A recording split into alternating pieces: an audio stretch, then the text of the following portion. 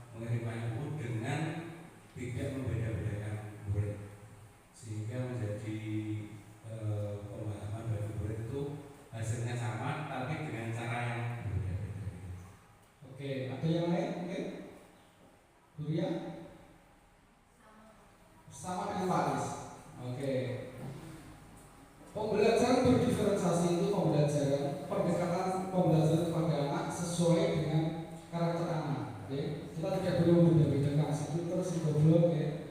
Nah, yang si kaya, si miskin tidak boleh. Makanya kita tidak boleh membedakan itu, berdiferensiasi. Nah, kita semua mendampingi sesuai kebutuhan anak. Ya. Bukan di dalam kelas saja, di lapangan juga.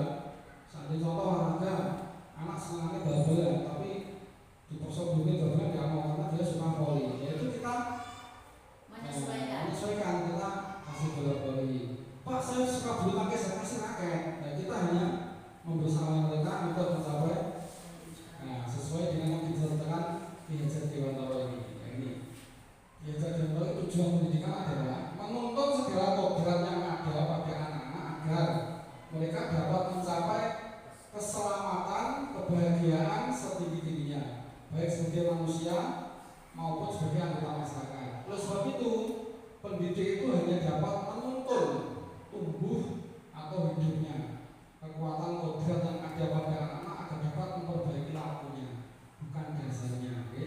Kita memperbaiki lakunya berdasarkan dengan budaya positif tadi. Nah, ini dia. Ini adalah menjadi Dewantara. Nah, ini ada suatu permainan nanti yang akan kita praktekkan ya. Tapi sebelum kita praktekkan, saya bacakan dulu. Kita bahas bersama-sama ya. Anda dan teman Anda akan melakukan kegiatan cobalah bukan. Anda adalah A. Tugas Anda adalah mengepalkan salah satu tangan Anda. Coba Anda bayangkan bahwa Anda menyimpan sesuatu yang sangat berharga di dalam kepala itu. Entah itu emas, entah itu apa. Pokoknya berharga sekali dalam kepala Anda, itu sangat berharga. Anda perlu menjaga benda tersebut sekuat tenaga Anda karena begitu pentingnya untuk kehidupan Anda. Penting gitu Pak. Cekal terus, nah seperti itu. Yang B, membujuk itu boleh menghardik, mengintimidasi, memarahi, ya, menggoda, menggelitik. Nah, bahwa menawari Anda uang agar Anda bersedia membuka kepala. Intinya apa? Sogok lah, ya, awani duit. Buka, seperti itu ya. Cobalah kan kegiatan tersebut, cobalah buka di atas dengan gue secara bergantian. Masing-masing agar gue waktu 30 detik, malah terlalu singkat nih. Nanti saya menyelesaikan keluarga ya. Nah, sesudah itu diskusikan kegiatan ini, ya. Apakah A dan B membuka kepala tangan Anda? Mengapa? Nanti bisa dijawab setelah kita praktekkan. Apakah A dan B menutup kepala tangan Anda? Dikasih sesuatu tadi. Dalam perkenalan ini sesungguhnya siapa yang akan kembali dan kontrol ini yang akan kita dapat sebetulnya. Siapa yang akan memegang kendali dan kontrol untuk membuka dan menutup kepala tangan? Siapa? Diri kita sendiri sebetulnya. Kita praktekkan ya. Siapa yang mau menjadi apa namanya untuk berdebat di depan? Relawan. Jadi relawan. Mas Aris sama Mas Angga.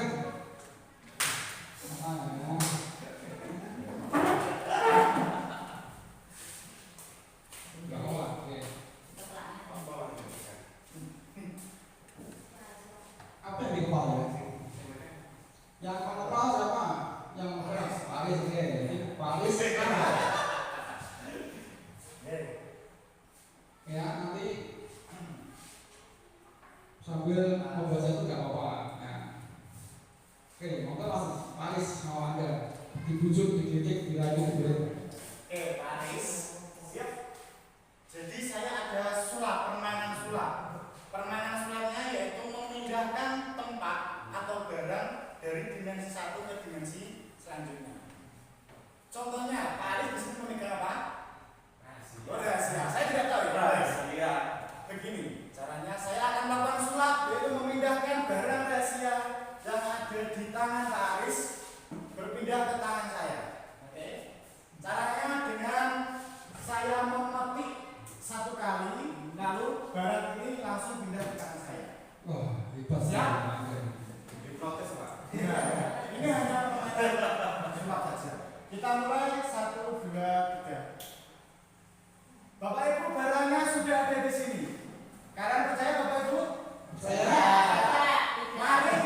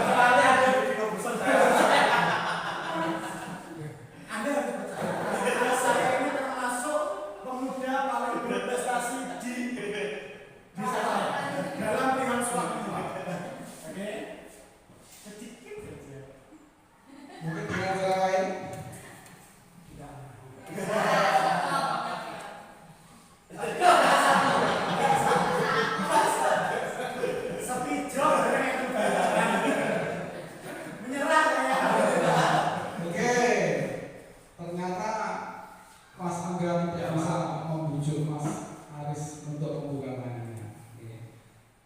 Kalau begitu kita bisa simpulkan lagi, kita bisa menjawab poin 1, 2, dan 3. Saya ucapkan terima kasih Pak Aris dan Pak Angga bisa duduk kembali di tempat.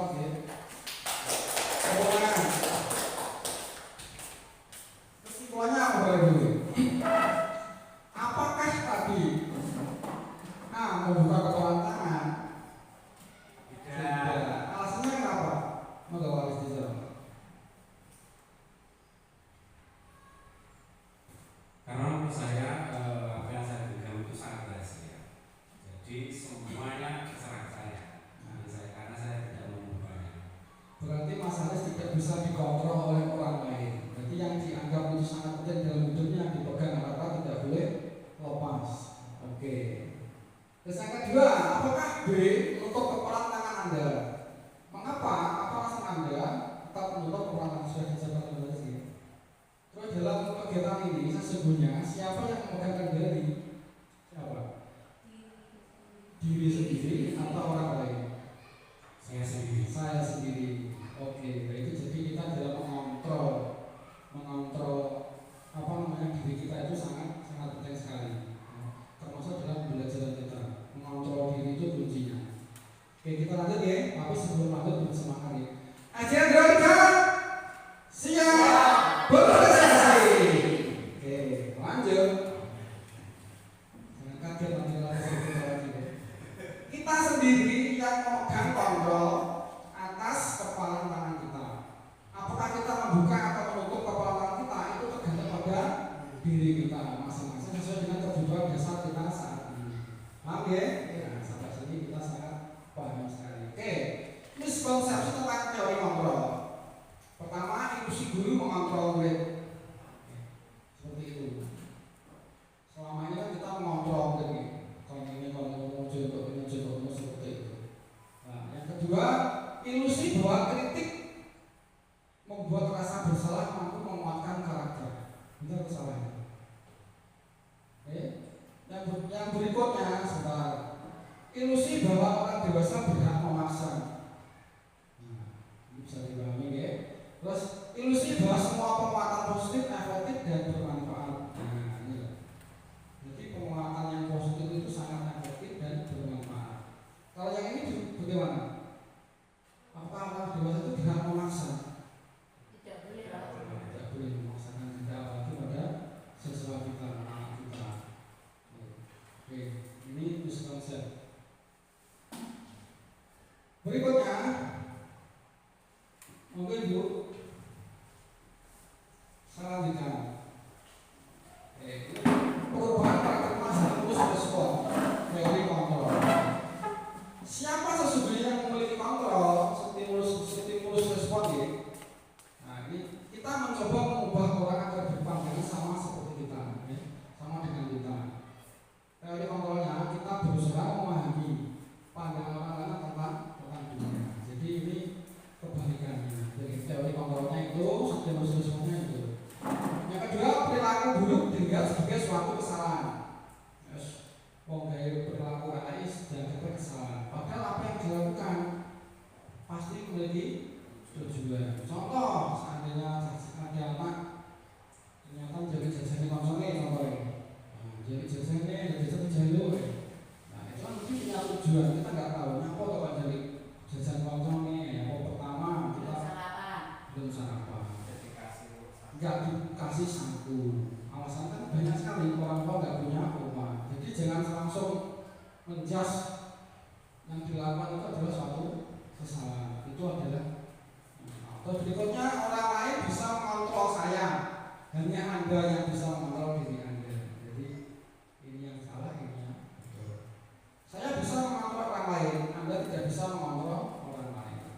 Pemaksaan ada pada saat bujukan gagal.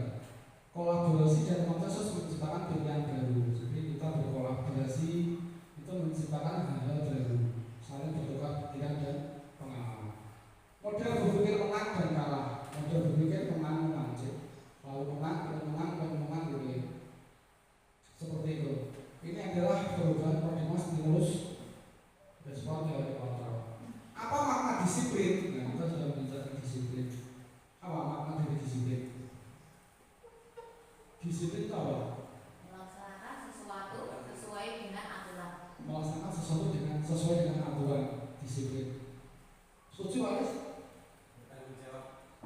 Oke. Ada lagi? Disiplin, bertanggung jawab dan melaksanakan aturan. Oke, kita lanjut. Nanti akan mengetahui. Apakah makna disiplin? Nah, ini. Disiplin itu sebenarnya berasal dari bahasa Latin. Artinya disiplinan, yang artinya belajar. Disiplin itu sebetulnya belajar. Makna asal dari kata berkonotasi dengan disiplin diri dari murid-murid Socrates dan Plato. Disiplin diri membuat orang menggali potensinya menuju sebuah tujuan apa yang dia hargai.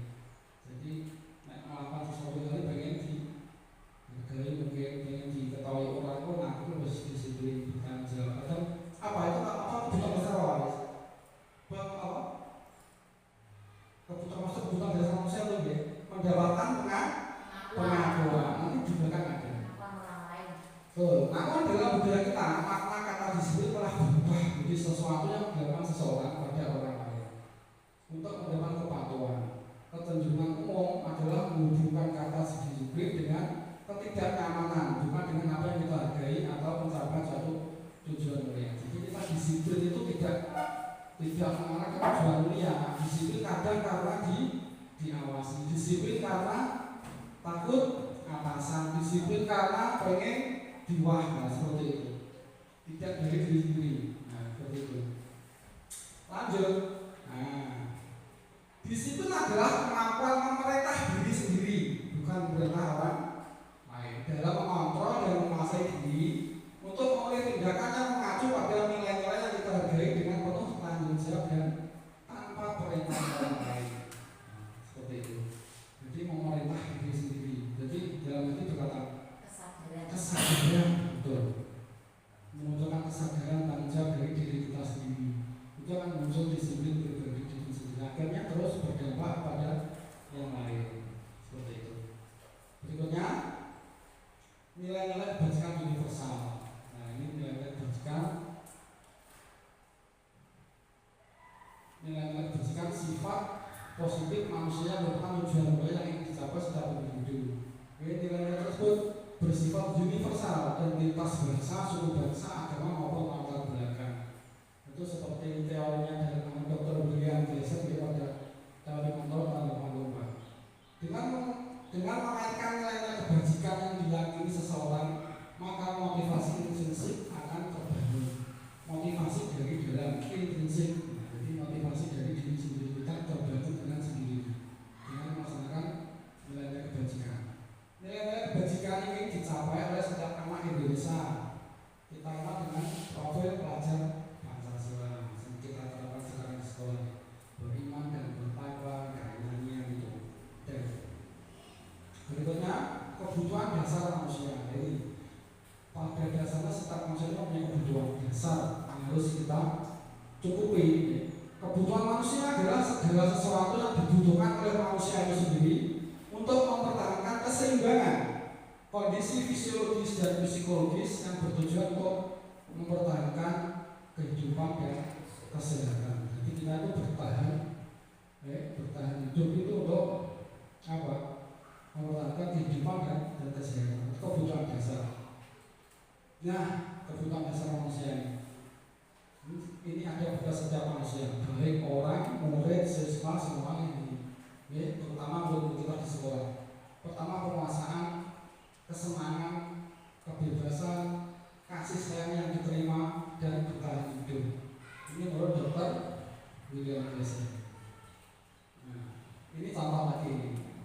Nah, ini contoh kasus ini. Oke. Semangat. Ajarin terus juga. Iya. Kita terlalu keserius mendengarkan ini. Sangat-sangat apa namanya?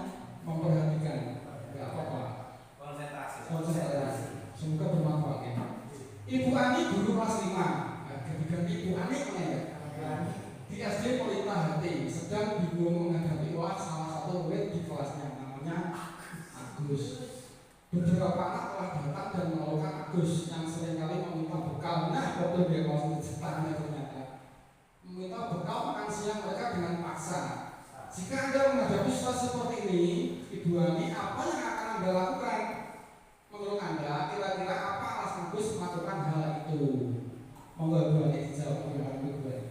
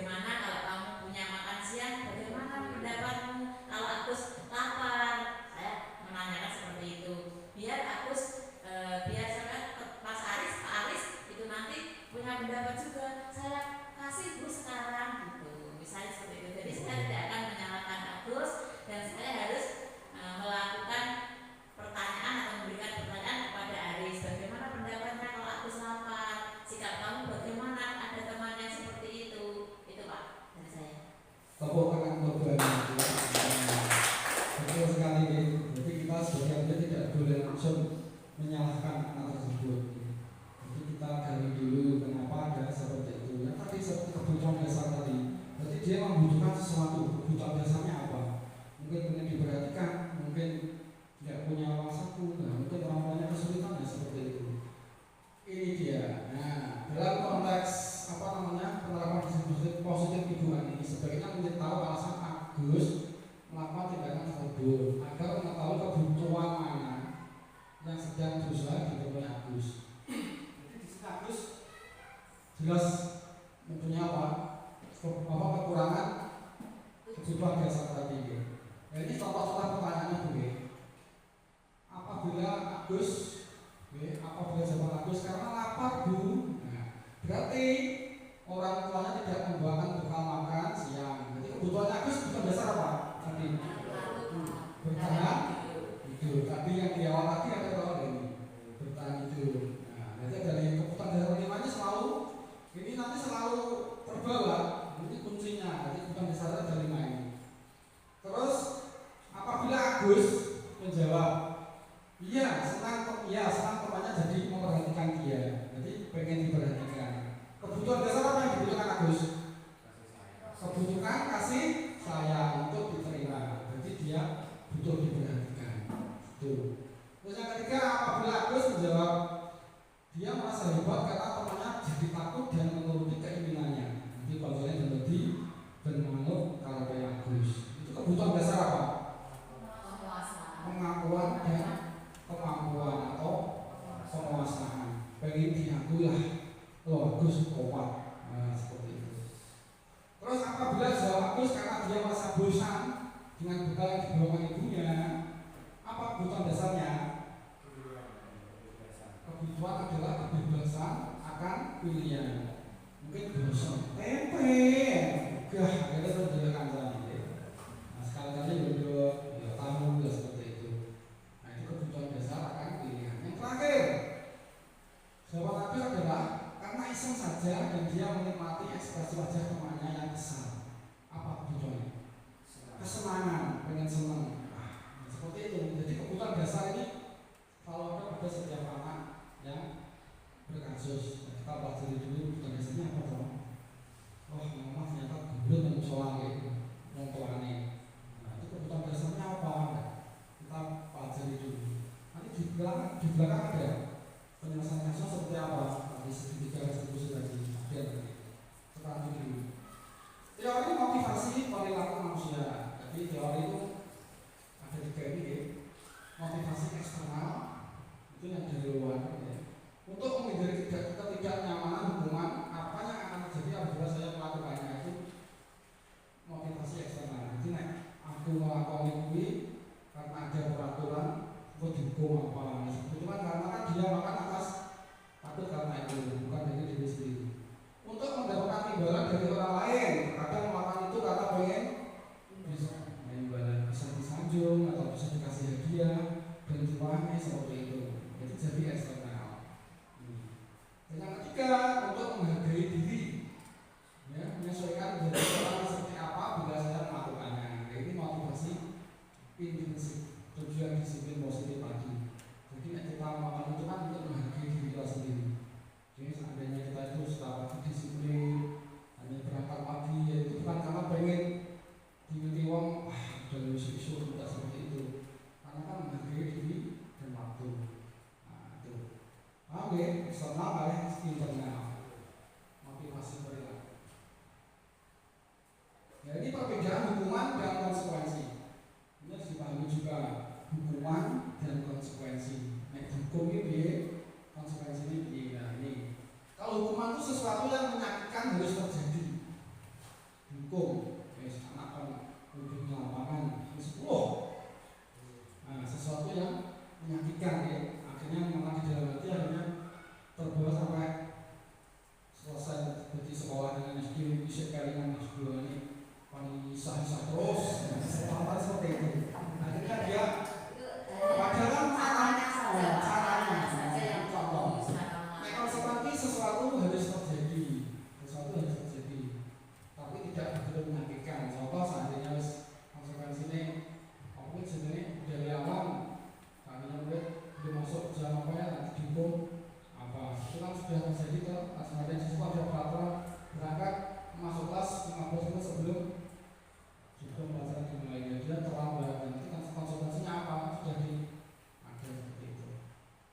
membuat anak sakit fisik maupun hati untuk jangka waktu yang lama ya. Contohnya seperti tadi, menghukum, dijewer, diceprot, Sekarang sudah tidak sudah zamannya.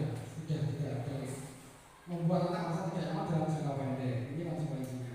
Anak membenci kedisiplinan, anak menghargai kedisiplinan. Nah, ini hukuman. Kalau diberikan hukuman, akhirnya anak itu benci dengan disiplin. Mau hukum ya, akhirnya dia mengulang tertanam akhirnya di budaya negatif ke budaya positif ya. Makanya katakan ini kan budaya positif, nah, seperti itu. Oke, ini sampai bawah ya, masuk marah, rasa bersalah, sampai kehilangan hak, tujuan tidak nyaman seperti itu. Kita lanjut. Nah, ini dia. Sekarang ada 1, 2, 3, 4, 5, 6. Saya bertanya dulu ini. Ini adalah contoh tindakan guru. Apakah nanti termasuk hukuman atau konsekuensi? Dan terjadi. Yang pertama, mencatat 100 kali di dalam buku kalimat. Saya tidak akan terlambat lagi karena terlambat sekolah itu nyatet pun 100 yang buku. Apakah itu termasuk hukuman atau konsekuensi?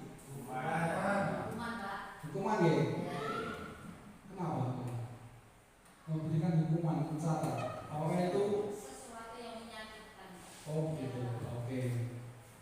Karena capek. Berarti ini hukuman. Lari mengelilingi lapangan basket 2 kali. Lagi itu Hukuman.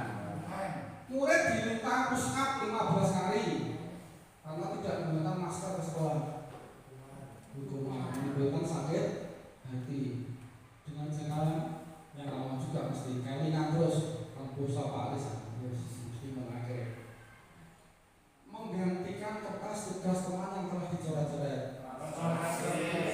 Karena dia sudah mencoret-coret kertasnya temannya, akhirnya kan konsekuensinya harus mengganti. Nah seperti itu, berarti sudah ada pemahaman. Membersihkan tumpahan air di meja tulis karena tersenggol ke saat belajar. Utama yo.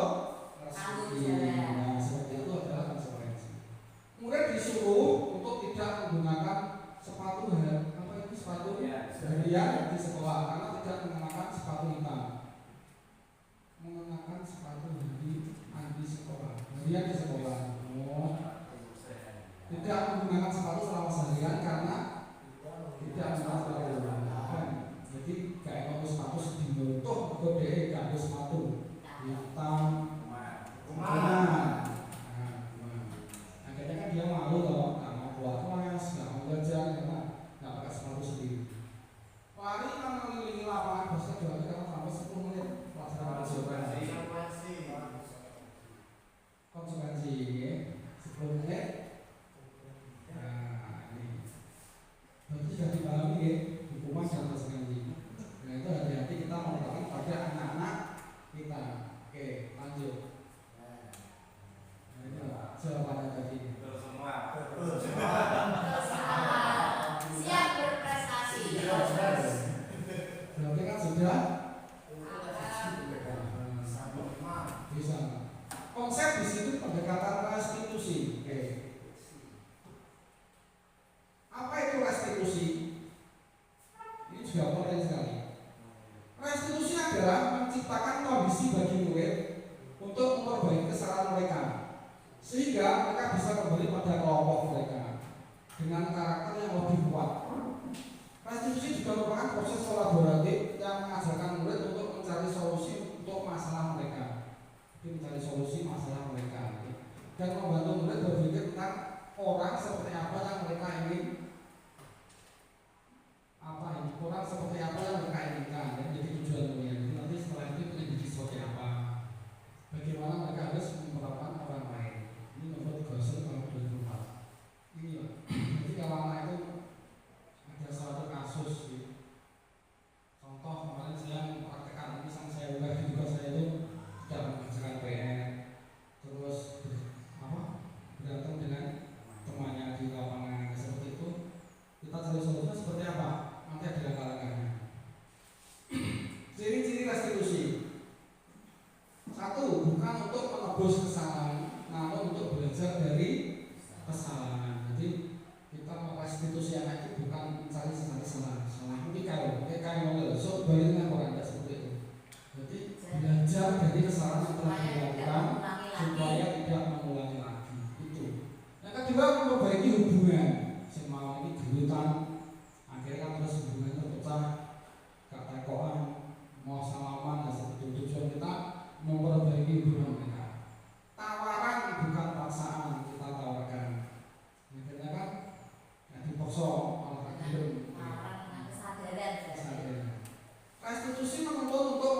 dalam diri, wah ternyata kamu terlalu salah, kamu mau nyumbang, dia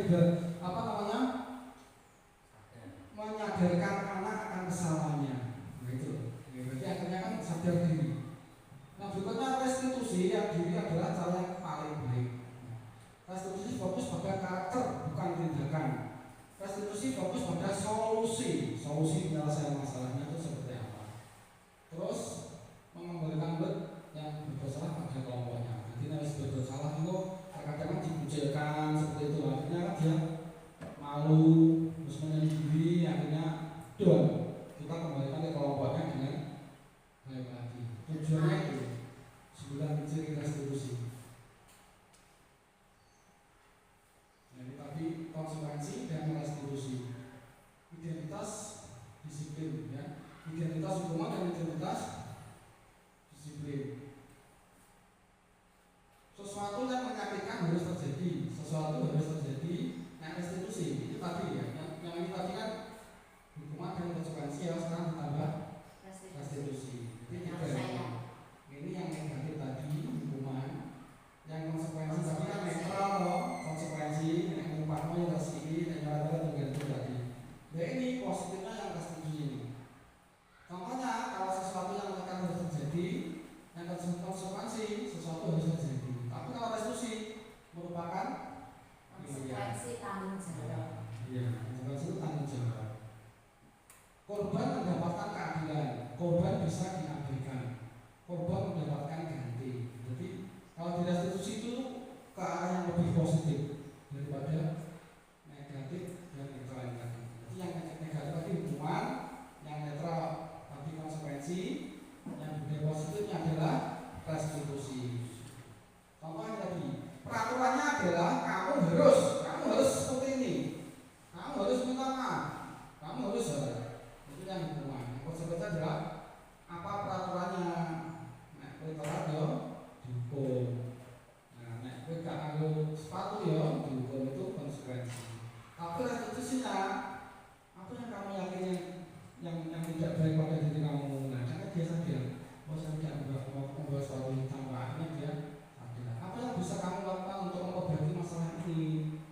Masa tidak akan melakukan itu lagi, Pak? Keyakinan aku yang tidak ada pada diri kamu. Saya pernah bertanggung jawab, ini seperti itu contoh restitusi. Ini hukuman, konsekuensi dan restitusi. Nah itu masuk, oke?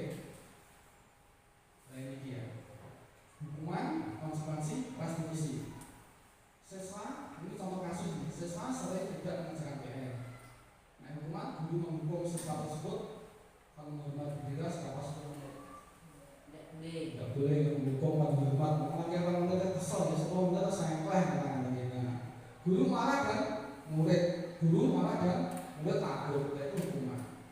Nah konsekuensi guru memberikan konsekuensi untuk mengerjakan PR-nya saat istirahat atau dikerjakan sebanyak 3 kali lipat. Itu konsekuensinya seperti itu.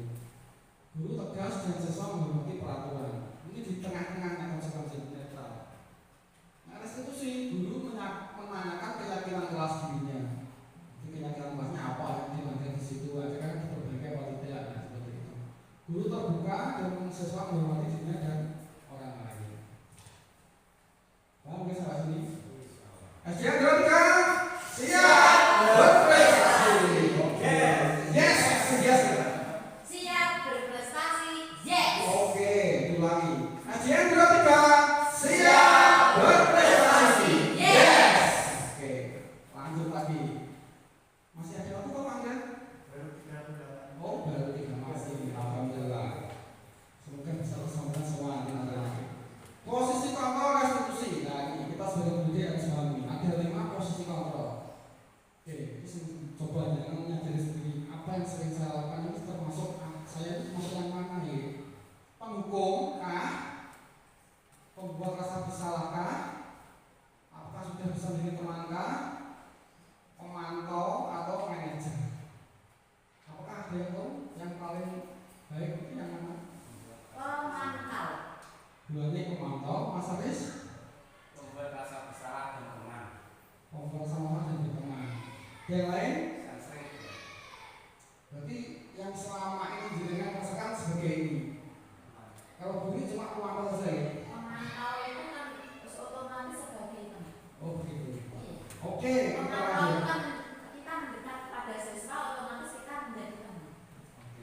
Iya, ada tanggapan?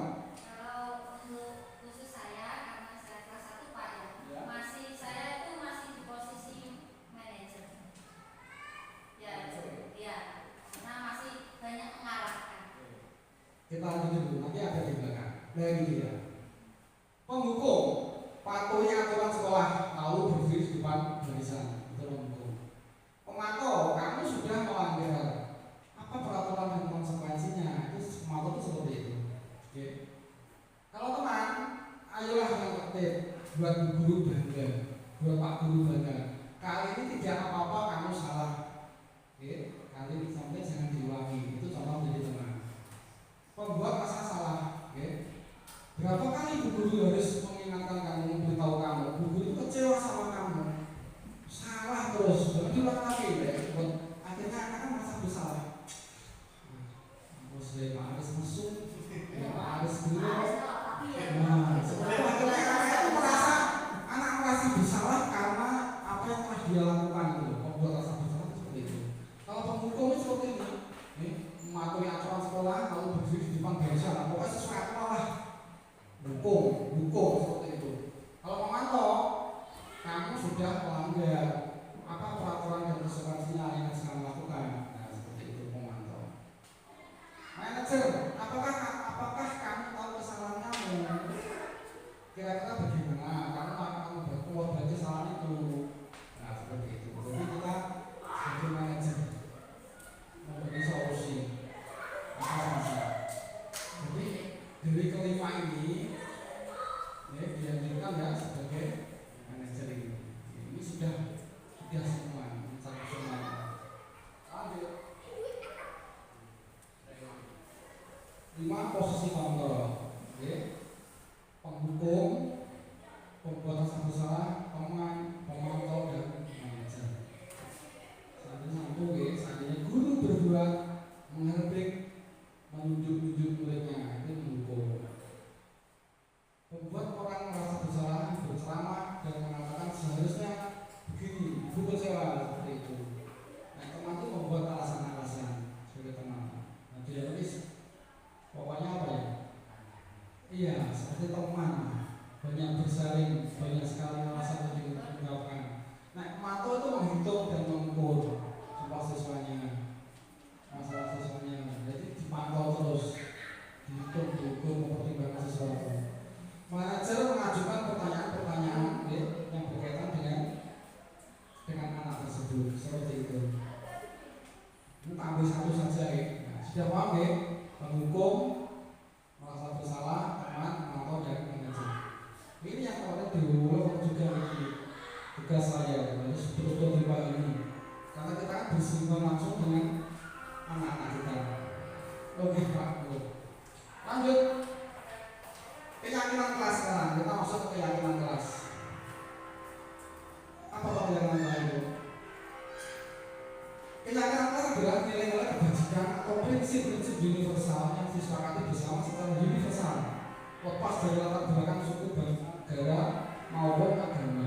Itu menurut dosen 98. Keyakinan akan lebih termotivasi seseorang dari dalam diri kita intrinsik ya. Nah, seseorang akan lebih bersemangat untuk menjalankan keyakinannya daripada hanya sekedar serangkaian peraturan.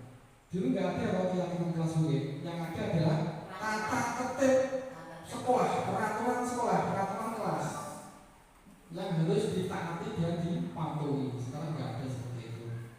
Jadi kita dianjurkan di dalam di dalam kelas itu sebelum melakukan pembelajaran selalu membuat keyakinan kelas itu bisa berubah-ubah setiap hari, bisa seminggu sekali, bisa 1 bulan, bisa 1 semester, bisa kalau bisa sering diganti. Jadi nanti ada perubahan. Seperti apa keyakinan kelas itu? Kesepakatan kelas. Iya. Kesepakatan kelas disepakati dulu dijadikan ke satu keyakinan. Contoh, ada yang lama nanti ditanya. Ya kita membuat kesepakatan kelas dulu. Apa yang harus kita sepakati di dalam kelas ini? Silakan, ada usulan seperti itu kita. Jadi kita membuat peraturan itu dengan anak-anak, membuat keyakinan itu dengan anak-anak kita, bukan membuat sendiri. Kalau buat sendiri kita bukan kesepakatan, kita sepakati dulu. Contoh di boleh berbicara saat pembelajaran. Tampuk tulis itu. Lagi masuk kelas tepat waktu, oke. Dilarang ngomong sendiri, oke. Pokoknya tulis saja. Nanti kita kelompokkan yang sesuai seperti apa lah. Kita sepakat menjadi satu keyakinan. Itu tugasnya guru. Nanti kan kelompokkan kan nanti kita sebuah zaman ya. Nanti ada di belakang. Jadi keyakinan kita buat dulu. Dan seperti ini tadi saya tak buat kesepakatan juga bisa. Oke. Contoh, ada kesepakatan kelas HP, silent, keluar, izin, seperti itu contoh kesepakatan. Berpendapat, lanjut ya. Nah, mengapa tidak peraturan saja? Mengapa harus keyakinan? Ada yang bisa? Oke, boleh pakai akunnya, Bu.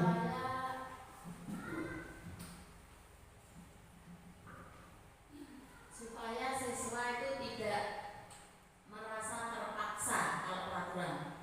Tapi kalau keyakinan berarti dengan kesadaran yang dibuat sendiri. Bagus, betul sekali, Bu.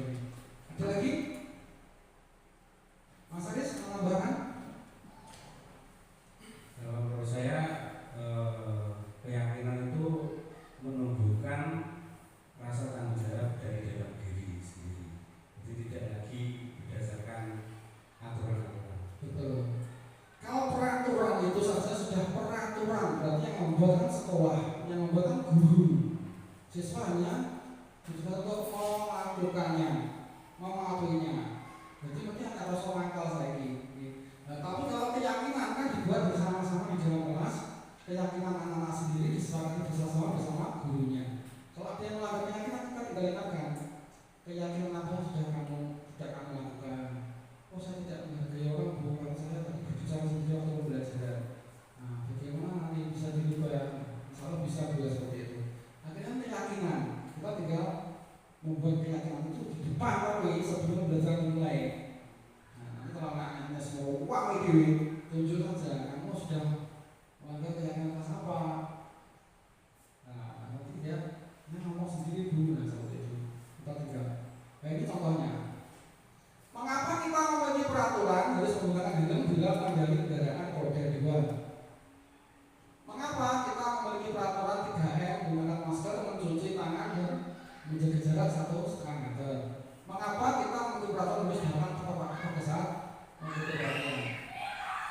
Untuk mendukung motivasi dari dalam diri intrinsik, kembali ke nilai-nilai keyakinan, lebih menggerakkan seseorang dibandingkan mengikuti serangkaian peraturan. Jadi lebih baik kita menggerakkan seseorang dengan keyakinan daripada mengikuti suatu peraturan. Pokoknya gerak diri mudah kok mati, wah ini mana nih? Nanti anak-anak kita akan meniru, wah ayahnya pakai helm. Itu untuk keselamatan itu muncul saudara diri berarti. Tapi nek sadene sudah wis jatuh helm mau ayah ditiru. Udah ini ayah helm mau helm mesti seperti itu wis. Mesti kepantalan. Apalagi Pak Guru di sekolah. Contoh salah satu pembentukan keyakinan kelas ini. Tapi jangan semua jangan merasakan keyakinan kelas ya kita. Nah, seperti Pak Rizky kemarin. Nanti saya juga membuat sebentar lagi, ya, karena harus membuat juga. Keyakinan kelas bersifat abstrak daripada peraturan yang lebih rinci dan konkret. Keyakinan kelas berupa pernyataan-pernyataan yang universal. Universal itu apa? Luas. Contoh, dilarang membuang sampah di dalam kelas. Nah, ini nanti kalau dijadikan keyakinan kan cukup menjaga kerapian. Seperti itu kan sudah. Nah, terus contohnya lagi, dilarang berbicara sendiri, cukup nanti saling menghargai. Seperti itu. Jadi kita dari peraturan pernyataan universal kita jadikan suatu keyakinan. Nanti guru yang menjadi itu yang membuat kesalahan. Pernyataan kelas memang saja dibuat dalam bentuk positif. Keyakinan kelas sebenarnya tidak terlalu banyak, nggak usah banyak, malah besar-besar malah bosan. Cukup mungkin 5 atau berapa, maksimal 10 lah seperti itu. Yang penting anak-anak itu saling menghormati, menghargai, terus seperti itu. Semua kelas sebaiknya ikut berkontribusi dalam membuat kegiatan kelas lewat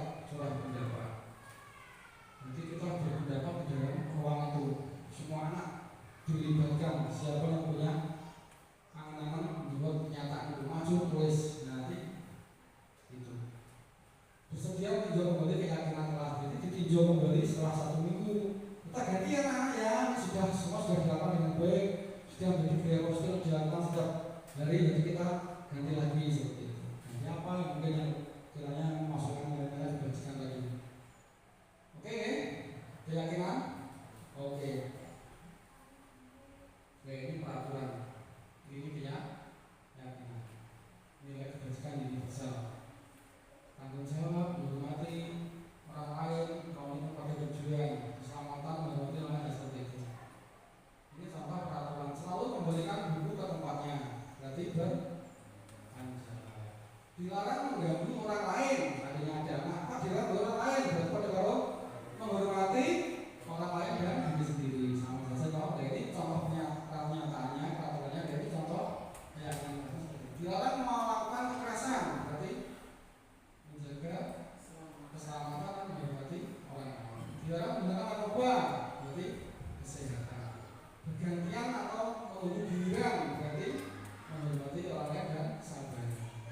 Gunakan masker kesehatan, seperti ini. Ini cara-cara membuat keyakinan di dalam kelas.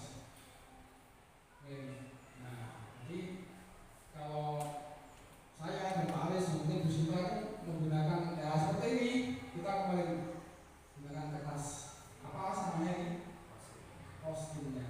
Oke, seperti itu. Anak menulis sendiri nanti ditempel di papan tulis guru yang mereka. Berarti kita sebagai guru harus membaik ini alat ini nggak apa. Ini berapa? Jumlah yang banyak. Bisa warna-warni. Coba kamu tuliskan berapa kamu apa yang keyakinan silakan di sekolah. Kasih satu-satu. Oke, sampai sini kita kembali ke SBQ dulu karena Mas Angga ngantuk. Apa semangat?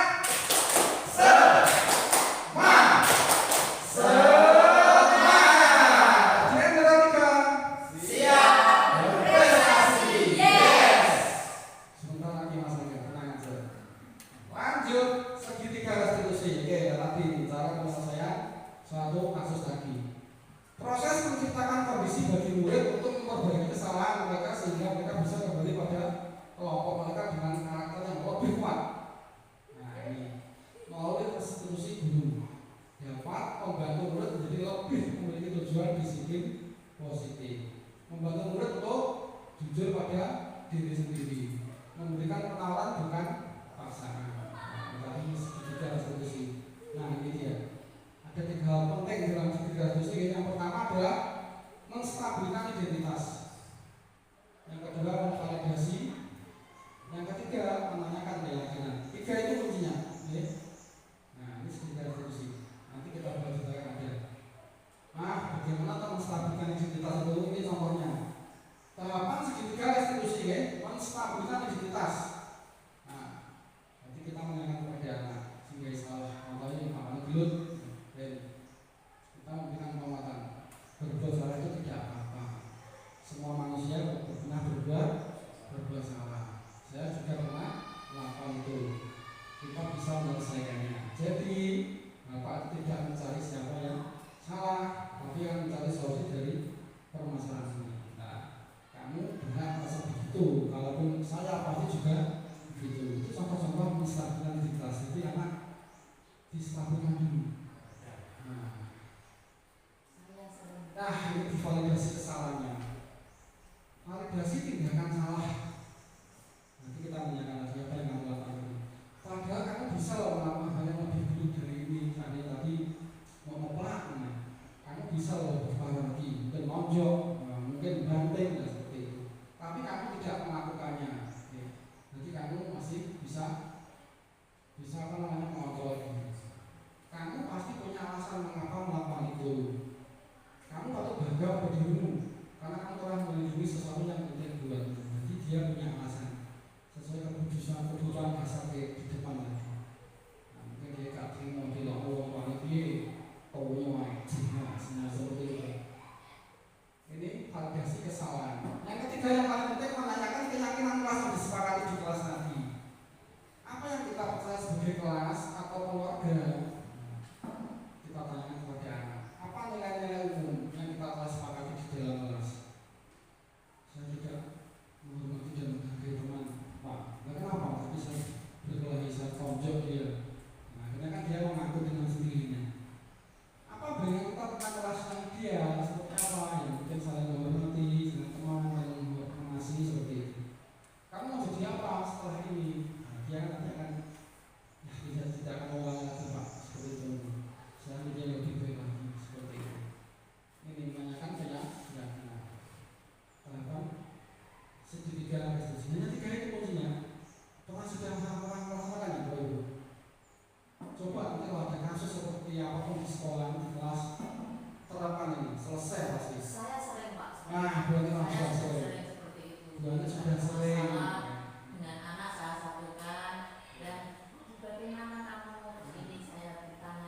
dengan saya satu. sendirinya, meskipun tidak tahu itu sebetulnya segitiga itu sih dua ini sudah melakukannya.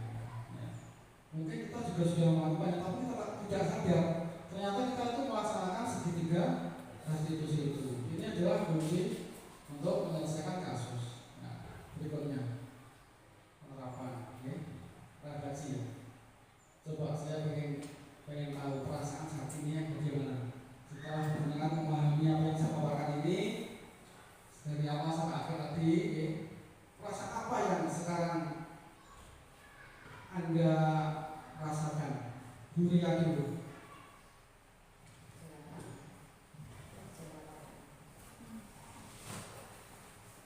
Assalamualaikum warahmatullahi wabarakatuh. Waalaikumsalam warahmatullahi wabarakatuh. Saya ingin sedikit memberi jawaban sepengetahuan saya dan dari Pak Roy juga. Nomor satu, perasaan saat ini adalah jujur saja Pak, saya semakin tertarik dengan program guru penggerak ini dan saya ingin lebih belajar tentang khususnya segitiga restitusi karena banyak masalah, pastinya banyak masalah di kelas yang harus saya selesaikan. Yang kedua, setelah mengikuti materi atau pembahasan di seminar pada hari ini, saya jadi paham bahwa yang sangat mengenal tadi yaitu peran sebagai manajerial itu tadi Pak. Yang ketiga, target saya selanjutnya adalah tentunya saya ingin menjadi sosok guru dan pendamping bagi anak-anak untuk mengikuti tumbuh kembangnya, dan saya juga ingin memfasilitasi anak dengan kemampuan masing-masing dan minatnya masing-masing. Terima kasih. Oke, terima kasih Bu Ria. Jadi Bu Ria pengen sekali nanti perasaannya apa namanya melaksanakan segitiga restitusi setelah mempelajari ini tadi. Terus lebih termotivasi untuk menjadi guru penggerak. Semangat Bu Ria, saya mendukung, semua teman-teman mendukung. Karena di dalam guru penggerak itu semuanya di situ dipelajari, komplit semua ada. Jadi ilmu yang didapatkan sangat bermanfaat sekali, sangat indah sekali. Terus targetnya saya sebenarnya adalah tadi apa Bu ya, mungkin menjadi mendampingi anak ya, menumbuh kembang anak ya, mendampingi mereka menjadi anak yang lebih baik lagi. Sangat luar biasa dia. Moga Bu Ani selanjutnya perasaannya seperti apa setelah mempelajari modul ini, mempelajari pembahasan ini?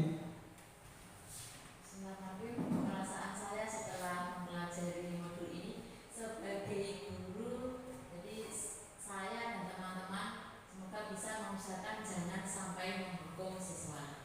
Iya, menghukum tadi ya. Jangan Ternyata menghukum siswa. kita masih sering melakukan itu ya, memberikan hukuman. Kadang-kadang saya sendiri juga kadang-kadang merasa oh ini hukuman setelah membahas ini tadi. Oh berarti ini yang saya lakukan ada hukuman. Jadi setelah itu saya harus jangan seperti itu. Saya harus lebih ke yang setelah hukuman tadi yaitu yang bertanggung jawab tadi. Ya, Istilahnya siswa kalau melakukan suatu kesalahan harus bertanggung jawab atau bertanggung jawab pada dirinya sendiri. Kalau melakukan harus apa konsekuensinya tadi. Jadi saya ke arah situ saja. Jadi hukuman sudah tidak berlaku lagi. Harus seperti itu sebagai guru. ya. Terima kasih buat ini tadi. Kemudian target saya itu tadi menciptakan suasana yang jangan sampai dalam mendidik itu ada hukuman, harus ada konsekuensinya juga, dan yang ketiga adalah restitusi tadi, segitiga restitusi, pelaksanaan segitiga restitusi. Terima kasih Bani, luar biasa sekali. Terakhir Mas Aris memberi perasaan dan paham bahwa di saat jenis ada seperti apa. Terima kasih Pak. Untuk perasaan saat ini dari saya juga dari CGP ya. Jadi perasaan saya sangat bahagia karena apa? Dulu saya disimulasi juga menjelaskan ini mungkin hanya sebentar saja. Kemudian kemarin kita sekarang ditambah dengan Pak Rai yang lebih sehingga mewujudkan guru-guru di SD 23 ini untuk lebih maju lagi, apalagi tentang pengetahuan yang dari diskriminasi ini tentang bagaimana posisi kontrol kita sebagai guru, bagaimana kita memahami apa yang dibutuhkan murid, dan bagaimana cara menyelesaikannya dengan segitiga institusi ini. Tepuk tangan untuk Pak Ali. Untuk SD 23 kita tepuk tangan. Terus untuk target selanjutnya adalah kita adalah sering berkolaborasi sama guru, yang penting. Jadi antara kepala sekolah dan kita sebagai guru itu sering berkomunikasi, apapun kasusnya kita bicarakan bersama. Dan penerapan segitiga institusi itu sangat bagus untuk bagaimana kita menyelesaikan masalah dengan murid. Dengan sebagai contoh adalah guru yang dirindukan oleh murid. Siap. Tepuk tangan buat Pak Ali. Oke, terima kasih sudah memberikan refleksi ya. Ternyata sangat bermanfaat sekali ya. Semoga apa yang saya sampaikan pada kesempatan kali ini dapat membawa kemanfaatan bagi kita, khususnya saya sendiri dan pada umumnya sekolah kita dan pendidikan semua. Oke. Jadi pada sesi siang ini saya rasa sudah cukup. Oke. Nanti kita akan lanjutkan di lain waktu lagi. Jadi sebelum saya tutup, kita akan dilanjutkan saja. Oke. Selalu biar tetap semangat.